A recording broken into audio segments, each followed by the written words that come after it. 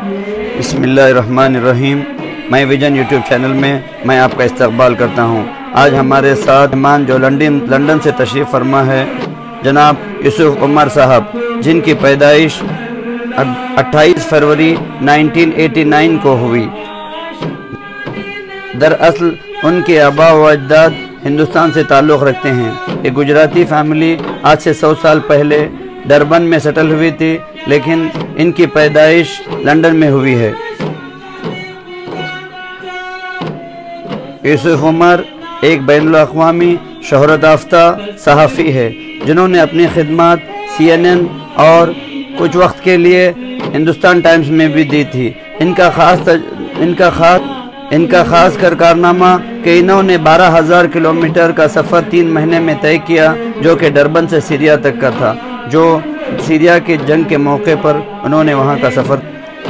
यूसुफ उमर साहब का ख़ास कर मशगला कि आने वाली नौजवान नस्ल को मॉडर्न टेक्नोलॉजी के साथ मुंसलिक करना और सहाफ़ती मैदान में सबको आगे लाना।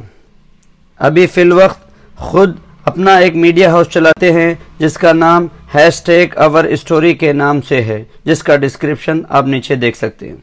तय किया। आज हमारे साथ स्टूडियो में मौजूद है जनाब यूसुफ उमर साहब।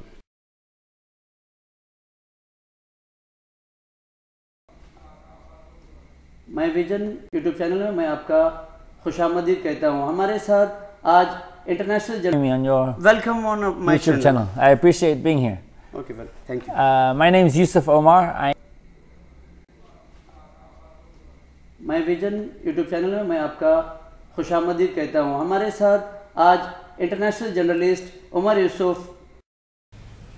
सब्सक्राइब कीजिए मेरे चैनल को और इस बेल आइकन को प्रेस कीजिए ताकि नोटिफिकेशन सबसे पहले आपको मिलता रहे। मौजूद हैं जो आपके लिए जर्नलिज्म के सिलसिले में कुछ मोटिवेशनल स्पीच जो आपके लिए फ़ायदेमंद हो सकती है, आप इनसे मुलाकात कर सकते हैं। Thank you very much for having me on your Welcome on my YouTube channel. I appreciate being here. Okay, well, thank you. My name is Yusuf Omar. I am a mojo. I'm a mobile journalist. This means I use my mobile phone to shoot, to edit, to produce content on the ground. For me, I got into this space because I wanted to be a foreign correspondent. I wanted to cover war, natural disasters. I wanted to travel the world. I wanted to do all of these kinds of things, but I wasn't as experienced as you are. So I was able to be the cheapest journalist. You could send me anywhere and I would send me to Syria and I would be able to do tweets and vlog and do a written post and put a drone in the sky and do many things. And I think that journalists that are entering the industry today need to become like RoboCop. They need to have many different tools at their disposal to do better storytelling. Like adventurous and resourceful. I think in the old days you had to have resources to be good. Nowadays you need to be resourceful with what you have available to you. I also think that the biggest motivation that young people need today getting into journalism is they need to be able to experiment with new technologies. We need to be a journalist in one hand and you need to be a technologist in another hand, because the pace of innovation is happening very quickly. Today we are using Facebook, tomorrow we're using Snapchat, the next day we're using something else. Constant change. And it's the same for any industry. Change is rapid and you can either fight change or you can embrace it. And I have chosen to embrace it. So your field is particularly to innovation. Yeah, so with the technology, journalism with the technology. My company is called #OurStories, and what we do is we train communities on the fringes of society who are not being heard by the mainstream media how to tell stories with their mobile phones, and then we enable them to create shows. We believe that many of the biggest stories of our time, if you look at Donald Trump, if you look at Brexit, these stories were missed by the mainstream media. They didn't see them coming, and they missed it because they weren't listening to real people and real stories on the ground.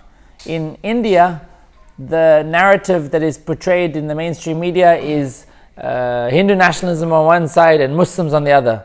But I think that the world is much more complicated than that, and there's lots of people in between. And mobile journalism helps us access those voices and those communities and hear stories about hard to reach places, like here in Bhatkal, a place, if you look at Bhatkal, if you look at here in Bhatkal, there's no NDTV here, there's no Hindustan Times, there's no The Hindu, there's no reporters that are here covering these stories. We need to rely on people with mobile phones to understand what's happening in Bhatkal. So you have initiated two things, that mainstream journalism, actually it's in Hindutva covering and it will be breaking the community. So what is the reason so it's become like this from your side, or what will be the...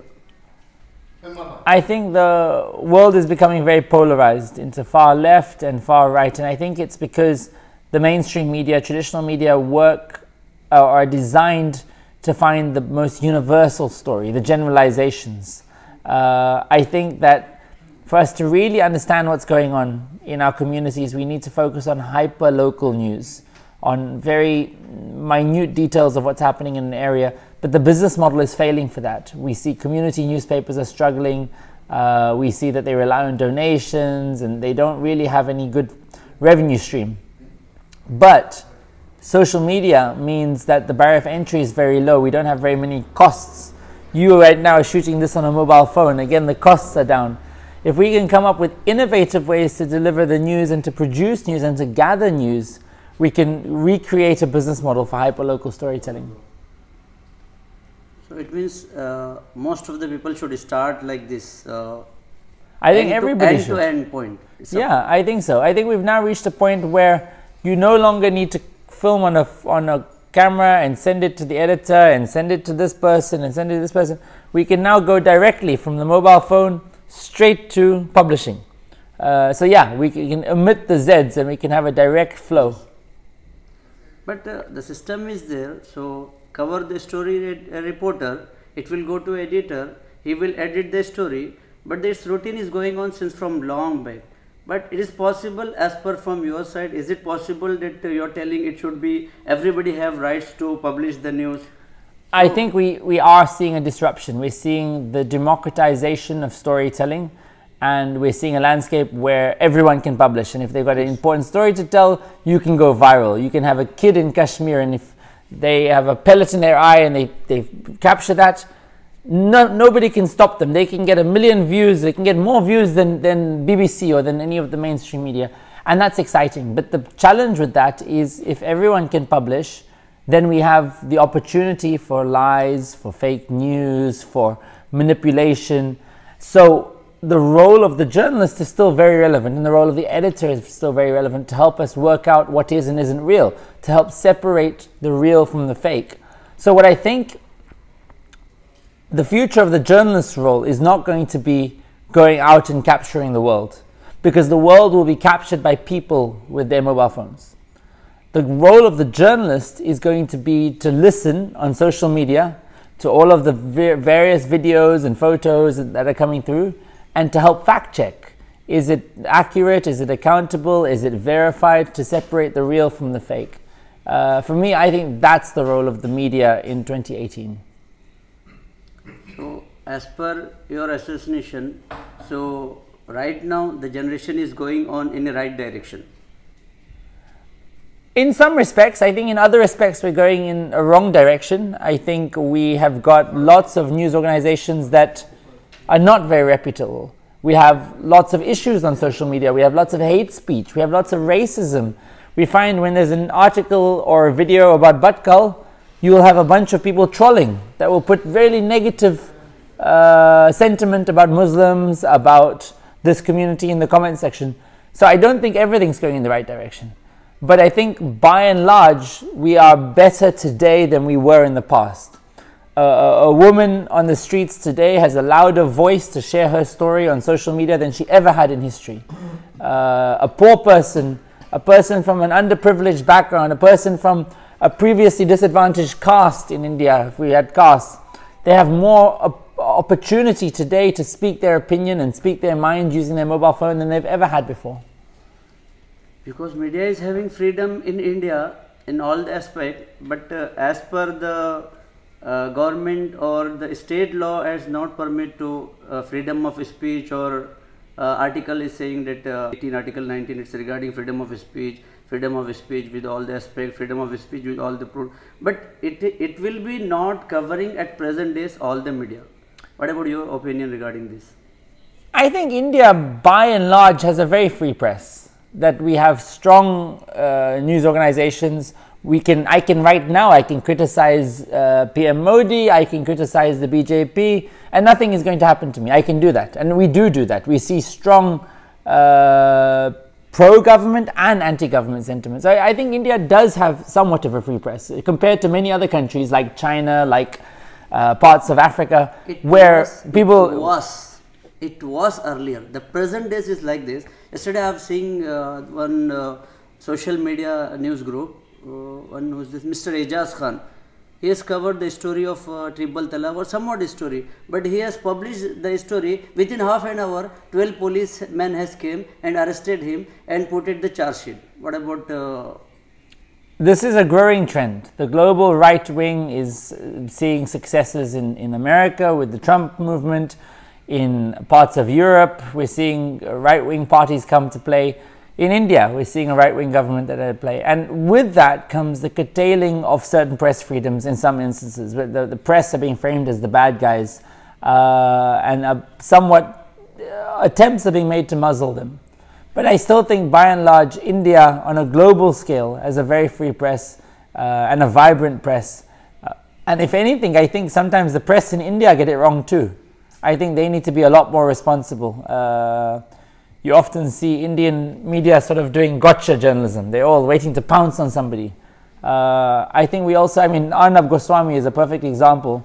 We spend so much time screaming and not enough time listening. I think the media need to go back to what they were originally meant for, which is to be watchdogs of society. We are meant to hold governments accountable. We're meant to hold our politicians accountable. We are supposed to make sure that democracy is maintained in the country, and I think the press needs to go back to that role. So press role should be must, because I don't criticize anybody's name, but there is so many names is there. They were supposed to be for working for money or working for government, whatever, but I don't want to criticize anybody's name. There is so many names is there, but what is the message from your side to the new generation, that what they have to move from which side, or from your side to people of Bhatkal or people of India? So from your side, so which will be convenient for people? The new generation need to find the closest version of the truth, and they need to do that by using as many sources as possible. And right now, the majority of sources are going to come from mobile devices. Good journalism has always been about collecting as many opinions, as many views, as many perspectives as possible. And mobile journalism simply means that we have access to more voices. I think we need to work hard to train our communities in Bhatkal and around the country to be able to tell their own stories. I think that is going to empower them to leave a footprint around the country and around the world to say, hey, this is Bhatkal and this is what we represent. I've been saying it over and over again here in Bhatkal. I don't think we can wait for the traditional media to change the way they talk about the city, because they won't, and they'll take too long. And we have to stop blaming, and we have to start taking ownership over our own narrative. And we can do that already with social media and mobile journalism.